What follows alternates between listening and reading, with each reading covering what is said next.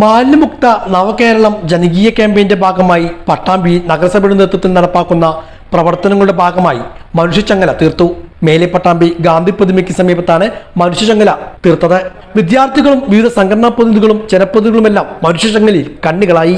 മേലെ പട്ടാമ്പി മുതൽ പട്ടാമ്പി സിഗ്നൽ വരെ മനുഷ്യച്ചങ്ങല നീണ്ടുനിന്നു.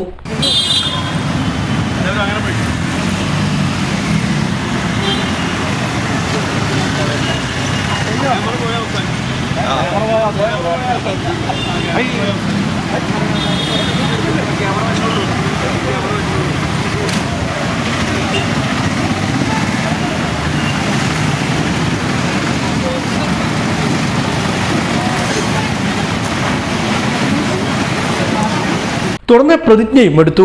നാടും നഗരവും ജലാശയങ്ങളും വൃത്തിഹീനമാക്കുന്നത് എൻ്റെ നാടിനോട് ചെയ്യുന്ന കുറ്റകൃത്യമാണെന്ന് ഞാൻ തിരിച്ചറിയുന്നു.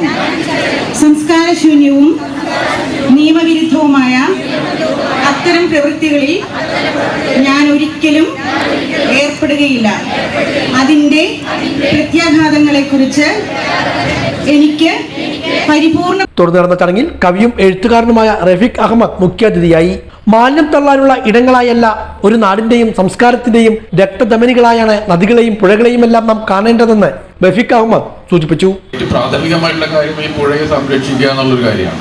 ആ കാര്യത്തിൽ എത്രമാത്രം നമുക്ക് മുന്നോട്ട് പോകാൻ കഴിഞ്ഞിട്ടുണ്ടെന്നുള്ളത് ഓരോരുത്തരും ചിന്തിക്കേണ്ട ഒരു കാര്യമാണ്. കാരണം പുഴ, നദി എന്നൊക്കെ പറയുന്നതാണ് മനുഷ്യ നാഗരികതയുടെ ഏറ്റവും അടിസ്ഥാനപരമായിട്ടുള്ള സംഗതി. നമ്മൾ ഹിന്ദു നദിയുടെ സംസ്കാരം, യൂഫ്രട്ടീസ് ടൈഗ്രീസ് സംസ്കാരം, പിന്നെ നൈൽ നദി സംസ്കാരം, യാങ്സിക്കാന്നൊക്കെ ഒരുപാട് പഠിച്ചിട്ടുണ്ടാവും.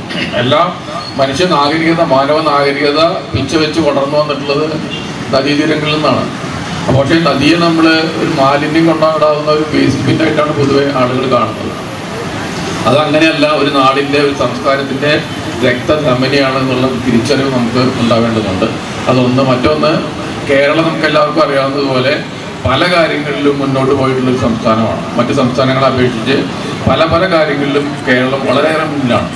ചില കാര്യങ്ങളിൽ ലോക നിലവാരത്തിലാണ്. ഇപ്പോൾ ആരോഗ്യത്തിൻ്റെയും വിദ്യാഭ്യാസത്തിൻ്റെയും ശിശുഭരണ നിരക്ക്, അങ്ങനെയുള്ള പല കാര്യങ്ങൾ നോക്കുമ്പോൾ ലോക നിലവാരത്തിലാണ് കേരളം നിൽക്കുന്നത്. പക്ഷെ മാലിന്യ നിർമ്മാർജ്ജനത്തിൻ്റെ കാര്യത്തിൽ അങ്ങനെയല്ല.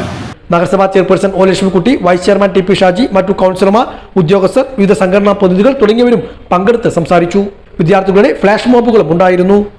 മലിനമെല്ലാം നിക്ഷേപിക്കാനല്ലേ എന്നെ ഇവിടെ വെച്ചിട്ടുള്ളത്?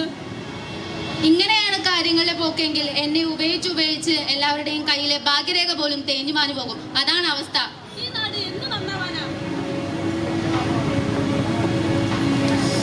ഞങ്ങൾ വെറും കാഴ്ചക്കാരല്ല, ഞങ്ങളെ ഉപയോഗിക്കൂ, ശുചിത്വം ശീലമാക്കൂ.